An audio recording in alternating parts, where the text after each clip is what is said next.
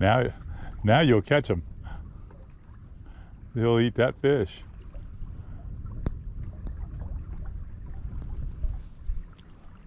Oh. Now you got them. We got them. Although I just lost one of your freaking lures. Probably. I'm sorry, I couldn't help it. That's funny. That is funny. All right. Okay, let me explain the first clip because I know you're curious. Basically, a big bull shark was around the boat, and we were just in about 2.5 feet of water. And we're throwing mirrodines to catch trout to round out Joe's slam. Well, he thought that maybe that big bull shark, which was about 5.5 feet long, would be interested in a mirrodine. I said, no way, he's not even going to look at it. In fact, he'll probably be spooked. What I didn't count on is Joe accidentally caught a small jack on the retrieve in, and then all of a sudden, the bull shark got some interest in it. And, well, the rest is history, and so was my plug.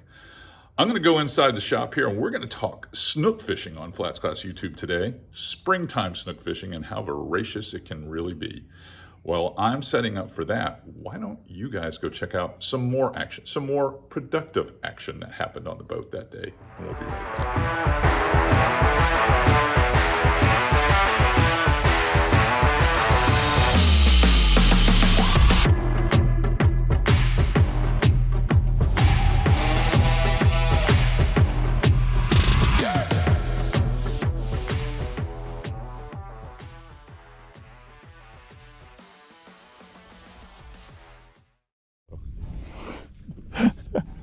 I was like, wait a second.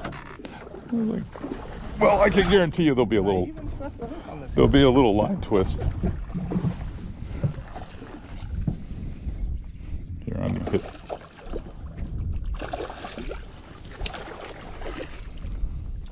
Decent one too, man.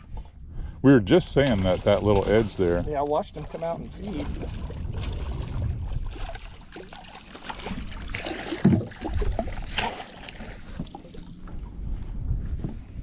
Mulletron never fails. My buddy Carlos, I need another picture. As many snook pictures as I can get my freaking hands on. What a beauty. Because he's like, you don't ever catch snook. All right, we'll get a pic with this guy.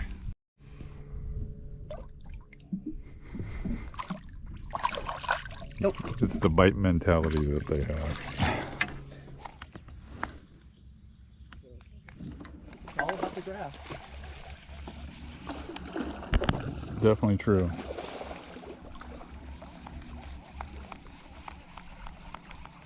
That grass has been key in a lot of eats today.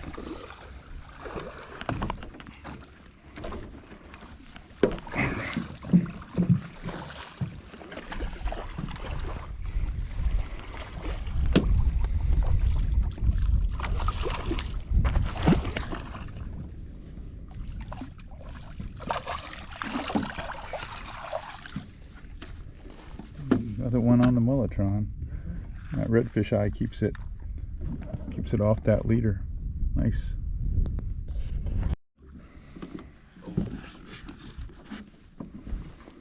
OCS over the shoulder. Snook City today. Come on, sister. Definitely tell it's late spring. Summer is here. Gets in snook a lot now.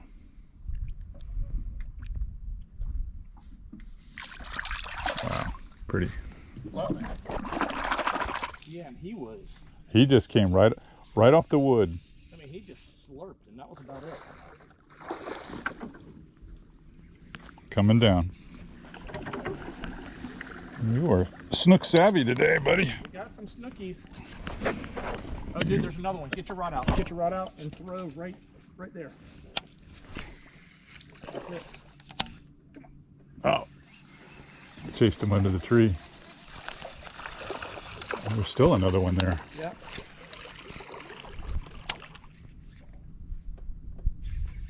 Careful of the damn shoulder. Hold on, one more time. He's right here. He's right in front of us.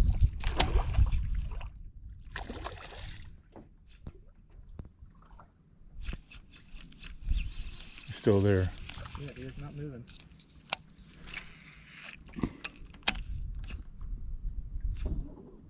Come on. He didn't want it. Okay, let's get yours. I don't want to risk yours. I'd so love a double up right there.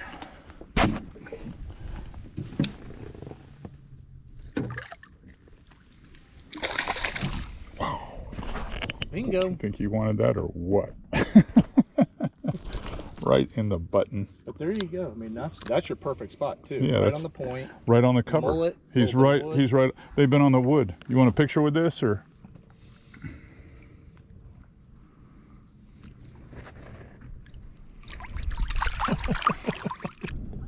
God, that was close. Yeah.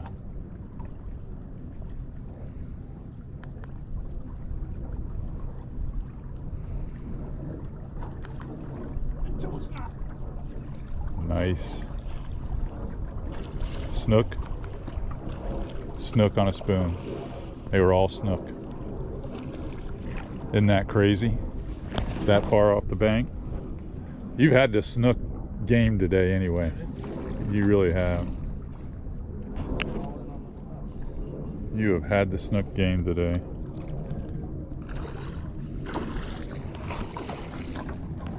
Coming down. You've caught them on a variety of lures too, man. That's my next comment. I mean, you've just caught them on everything today. Move the medium heavy back one more time. Yeah, that was a black wad of snook. That's what it was. I mean, I was looking, I was like, it's too dense to be anything but snook. And look where you got them hooked, just perfect. What an Aqua Dream commercial. An Aqua Dream commercial on this pinfish spoon. That's what they're eating out here. That's a good snook. That's a really good snook. Really good snook. Catch this all day long. Look at that.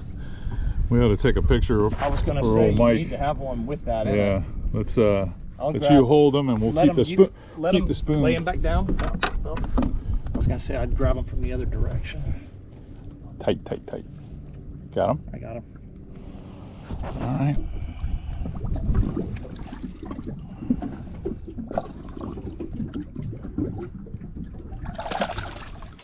Okay, springtime snook fishing. As you could see, the action was pretty steady that day, and it just wasn't a morning bite. It was a morning bite. It was a midday bite, and there was a late bite.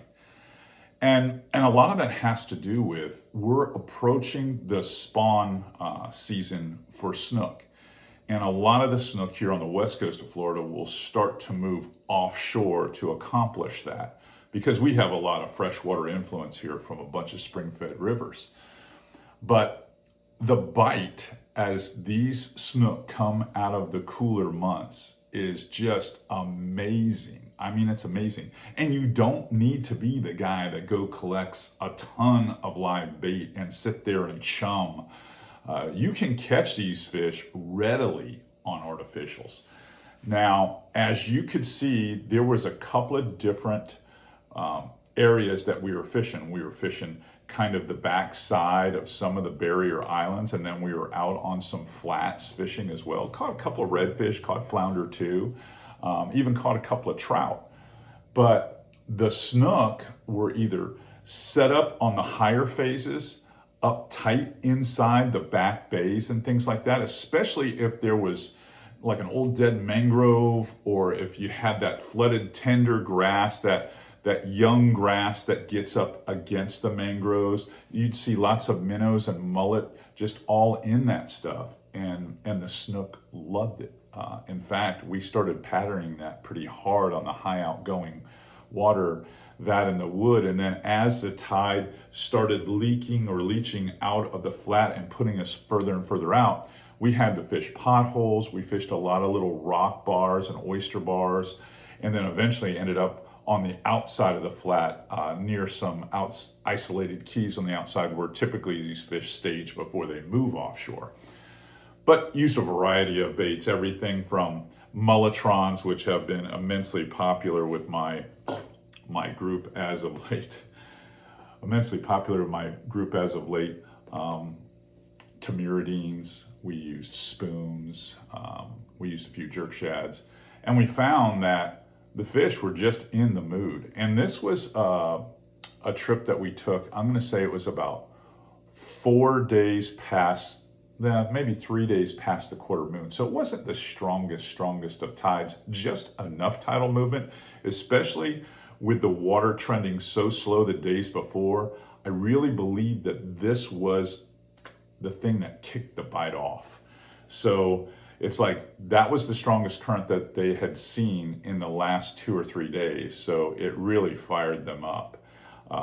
Some of the tips I can give you, if you are targeting snook in the spring, don't use leader material any lighter than 30-pound leader material. We use Diamond Illusion. We feel as if that leader material itself, that fluorocarbon, is the most abrasive resistant, and it is strong, and it's virtually invisible. So it works really well. I FG knot that on those spinning rods that Joe was using to a 10-pound diamond braid that I feel is really solid product. It offers maximum casting distance for us. You can see it right here. And it's just a quality, soft, supple braid that you don't get nearly the line twist or nearly the loop knots that I experienced with other braids in the past. So for us, casting distance definitely mattered. I was fortunate to have Joe on the bow. He's an excellent caster. You can't always cast to fish that you see. When it comes to speckled trout, bigger speckled trout, and snook, typically, if you can see them, they can see you.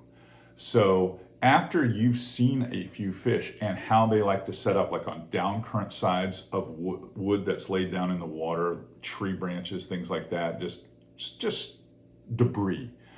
Or you're gonna target those little thin pieces of grass that sit in front of some of the harder mangroves, the black mangroves and the red mangroves. Once you've seen one or two there, you can kind of expect that pattern will continue at that portion of the tide, because all this changes throughout the day.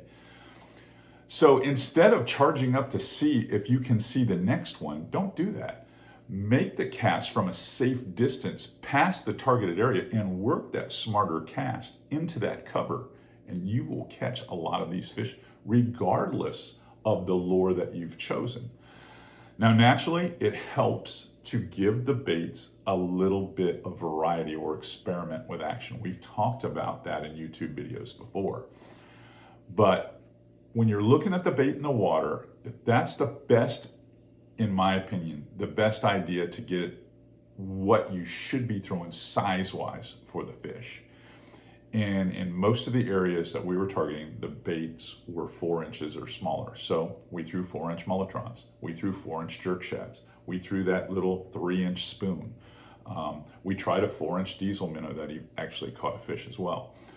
And it really didn't seem like anything mattered, especially color, but the size and just mixing up that retrieve speed and action that we were giving it, that meant the most.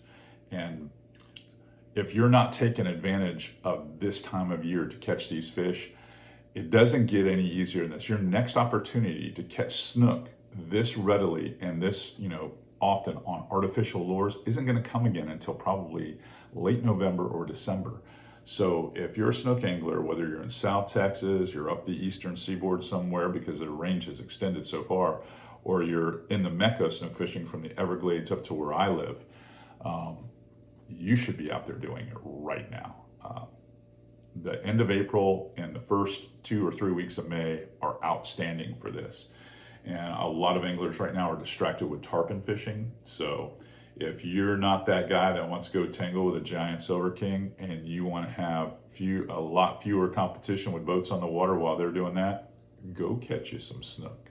Because this is the time of year you can do it on the artificials. So get out there, try it. I think you're going to like the results that you're seeing. But remember, nothing less than 30-pound leader. In fact, I would I would encourage you to use maybe a 20-pound piece of leader and then put a 40-pound piece of bite tippet on it just to ensure that you catch more fish. All right, that's all I got for you today. If you enjoy what you see here on FlatsClass YouTube, why not subscribe? Hit that button.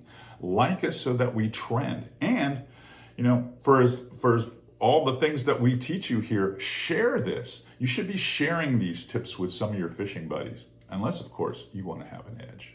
All right, speaking of edges, go check out FlatsClassUniversity.com as well. Until next time, you guys keep those rods bent and I'll keep these videos coming. In fact, I'm going fishing now.